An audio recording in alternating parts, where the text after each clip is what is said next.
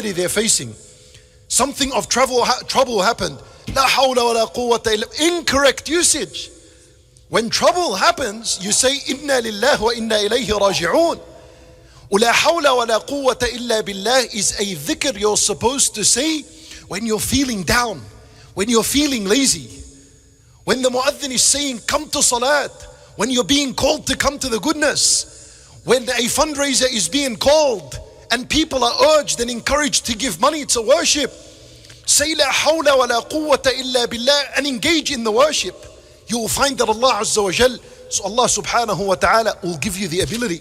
And Nabi sallallahu alayhi wa sallam, he says that la hawla wa la quwwata illa billah babun min abwab al-jannah.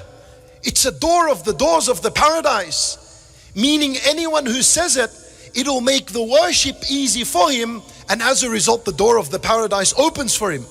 And Nabi sallallahu alayhi wa sallam, he says la hawla wa la quwwata illa billah kanzun min kunuzil jannah, that it is a treasure, a chest of the treasures of the paradise. What does that mean? That you know the entire paradise is a treasure. But when the Nabi sallallahu alayhi wa sallam says that this word is a treasure in the paradise, meaning it is a treasure compared to the treasure that's already in the paradise. And you understand something, yani manata, its reward is huge. That's what it means. That the reward of this word is so huge. It's a door of the paradise on its own for the one who continuously used to say it. وَكَنْزٌ مِّن كُنُوزِ الْجَنَّةِ. You know a kanz, a treasure box. What's in a treasure box? What's inside a treasure box? Money, gold, valuable gold. It's already collected for you. You don't have to collect it. In other words, la hawla wa la quwwata illa billah. Al-ulama rahimahumullah, they said this one phrase collects a lot of meanings within it. When you say la hawla wa la quwwata illa billah, it affirms the fact that you are relying on Allah Azza wa Jal. There's reliance of Allah inside this statement. When you say la hawla wa la quwwata illa billah, tadullu ala al-iftiqar ila Allah.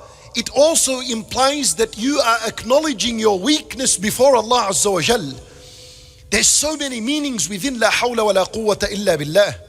When Nabi sallallahu alayhi wa sallam, he says in a hadith that la hawla wa la quwwata illa billah tahta al-arsh. It's underneath the arsh. طيب, I ask you a question. What's written on top of the arsh? And pay attention so you can learn something incredible in this. What's written on top of the arsh? Who knows? There's something written on top of the arsh. Allah wrote it and it's a book and He stored it on top of the arsh. It's a few words. Allah Azza wa Jal wrote, Inna rahmati sabaqat ghadabi. That's on top of the arsh. It means Allah Azza wa Jal said, my mercy precedes my anger. My mercy overrides my anger. That's on top of the arsh. Underneath the arsh, la hawla wa la quwwata illa billah. What's the relationship between the two? On top of the arsh, Allah is teaching us how He deals with the servants, how He deals with us. He deals with us with mercy and compassion. And under the arsh, what is written is how we are supposed to deal with Allah. And that is that we cannot do anything except with Allah subhanahu wa ta'ala's help and aid and support. From the dua of Rasulullah sallallahu alayhi wa sallam, he used to say, Allahumma hdini, oh Allah, guide me. He didn't used to stop there. He used to say, wa yassiril huda li, and make guidance easy for me. So, you know, for us, a lot of the times it's very easy that we ask Allah Azza wa Jal to make our worldly life matters easy. You're going through a difficulty, you see a brother, make dua that Allah makes it easy for me. Someone is struggling to get married, brother, ask Allah that He makes it easy for me. Someone is going to court tomorrow, brother, please don't forget me in your dua. Make dua that Allah makes it easy for me. Someone's going through financial difficulty. Oh Allah, make my affairs easy for me. That's good, that's required. But what about your worship? How come the 100 Salat al-Fajr you missed, you didn't even care to ask after it, oh Allah, help me to get up for Salat al-Fajr? And the Quran that you're reading, and you keep stuttering and you just gave up? Why didn't you ask Allah to make Al-Quran easy for you to read? Why didn't you ask Allah Azza wa Jal ease in Islamic religious matters? Why is it always asking Allah ease in this worldly life? You know why? لأن the heart has been corrupted. Khalas. The heart only looks at worldly matters. That's all it's caring about. And the bottom line honesty is we don't care about the worship. We don't care. If we cared, we would have asked. We would have said, وَهْدِنِي وَيَسِّرِ الْهُدَى لِي. Make guidance easy for me. Make it easy upon me that I get up and attend Salat al-Jama'ah and pray with the congregation of the Muslims. Make it easy for me that I continue my fasting after Ramadan. How come that's not included in the dua? Then we need to learn that this is supposed to be an integral part of our life, that we continuously and consistently ask Allah subhanahu wa ta'ala that He help us and aid us in our worship. Shaykh al-Islam ibn Taymiyyah rahimahullah, he says, تأملت في أنفع الدعاء. Shaykh al-Islam ibn Taymiyyah, when he speaks, we're speaking about someone who had a huge look into the deen of Allah.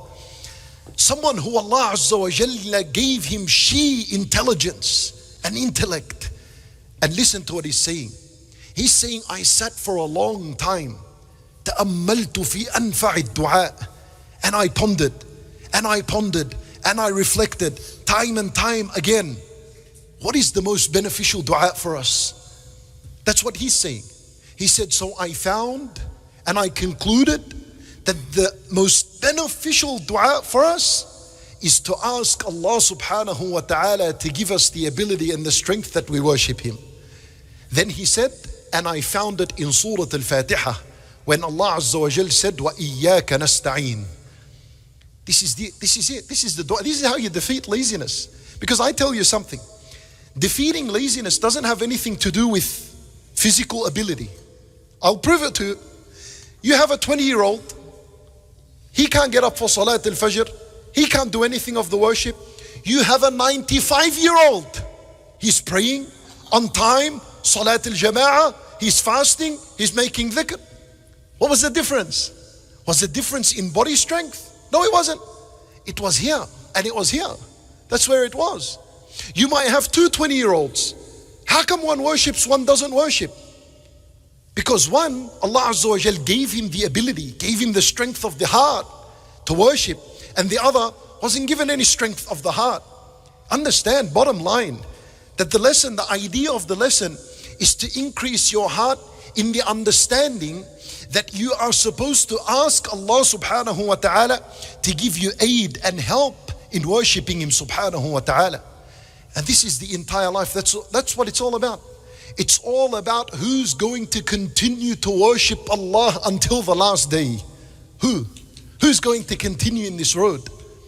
وحتى Shaykh al-Islam ibn Taymiyyah rahimahullah, he said that there are people that fall in love so much with the worship that they desire this worship for them to be in their grave, as they're in their grave. Al-Hadith al-Nabi sallallahu alayhi wa sallam, he says, as Ibn Majah rahimahullah, he collects, عن جابر ibn Abdullah radiyallahu anhu, he said, that إذا دخل الميت القبر, when the dead person is put in his grave, he sees that the sun is setting. Allah shows him that the sun is setting. The ulama rahimahumullah said that this is an implication that he sees that his life has come to an end. Just like when the sun sets, the day finishes and then the night approaches, and in the night people sleep, and for him sleep is a long sleep, which is death. So the angels, they finish questioning him and they go, and he يقوم فيجلس, he sits in his grave, يمسح التراب عن عينيه, he wipes away the dirt, the fresh dirt that has just come onto him, he wipes it away from his eye, and then he says, دعوني أصلي, leave me now and let me pray. How much was he in love with as-salat and the worship that Allah did not deprive him from this worship even in his grave. Even in his grave he's praying. Then we need to understand, where did this come from? This came because people like this understood the importance of always asking Allah to make worship easy for them. And that, once again, my brothers and sisters in Islam, in conclusion, two things. Number one, Allahumma a'inni ala dhikrika wa shukrika wa husni ibadatik. That's the dua. And the dhikr for it. And it better be on your tongue day and night, which is La hawla wa la quwwata illa billah. This is a dhikr that bi'idhnillahi ta'ala, once you say it, you have acknowledged your weakness. You have said, I have got no ability whatsoever, except if you were to give me this ability. And even sabr, you need sabr. Well, sabr itself, where does it come from? You think sabr is self-acquired? Allah Azza wa Jalla says, وَاصْبِرْ وَمَا صَبْرُكَ إِلَّا بِاللَّهِ. Yani how incredible. Allah says, and be patient, but your patience can only be through Allah. Your patience can only, because patience is a worship. It can only be through Allah. فإذا you make plenty of this dhikr, لا حول ولا قوة إلا بالله. And we conclude with one more hadith, and that is the hadith of Rasulullah sallallahu alayhi wasallam, in where he says, there was one night in where, this is the journey that he took from Mecca to Bayt al-Maqdis, which is known as what? What's the journey? Al-Isra only. Al-Mi'raj is when he went up to the heaven. Al-Isra is the trip from Mecca to Bayt al-Maqdis. And Nabi sallallahu alayhi wasallam, he says, on that night when he undertook this journey, and then he went from Bayt al-Maqdis to As-Sama, in the seventh heaven, who did he meet? What prophet? Ibrahim alayhi salam. Ibrahim alayhi salam, he had his back to a house. What was that house called? Al-Bayt al-Ma'mur. Al-Bayt al-Ma'mur is a house that Allah Azza wa Jal made for Ibrahim alayhi salam in the paradise, in reward for the house he built on earth, which is the Kaaba. And he's got his back on it. And that's how Rasulullah sallallahu alaihi wasallam met him. Al-Bayt al-Ma'mur is a house that 70,000 angels enter it every day. They worship Allah and they never return to it. But anyway, this is a meeting between who? Rasulullah sallallahu alaihi wasallam and Ibrahim alayhi salam. Two of the best creation of Allah to ever walk the face of this earth. And this is the first ever meeting. In other words, this is the most historic meeting that ever happened between the two greatest men that ever walked the face of this earth. This is the most, this is it. This is the peak of conversations. You know what they spoke? What did they say to each other? They didn't speak about politics. They did not speak about economical situation on earth and how we're going to solve it. They didn't speak about the environment and how we're going to solve the environment on earth. None of that is relevant. What they spoke about is supposed to teach you and I that that's the most important subject on earth and in history. There are two narrations. I share with you the other narration that concerns us. Ibrahim alayhi salam, he said to Nabi sallallahu alayhi wasallam, he said, Ya Muhammad, مر أمتك أن يكثروا من غراس الجنة. O Muhammad, go and command your nation that they يكثروا من غراس الجنة, that they plant so much in the paradise. Plant a lot in the paradise. What does that mean? For Nabi sallallahu alaihi wasallam, he said to him, وما غراس الجنة? How do we plant in the paradise? For Ibrahim alayhi salam, he said to him, لا حول ولا قوة إلا بالله غراسها. That this word is that which plants for you plants in the paradise. The conversation was over in a few seconds. That's it, it was done. Teaching us that this is the core of life.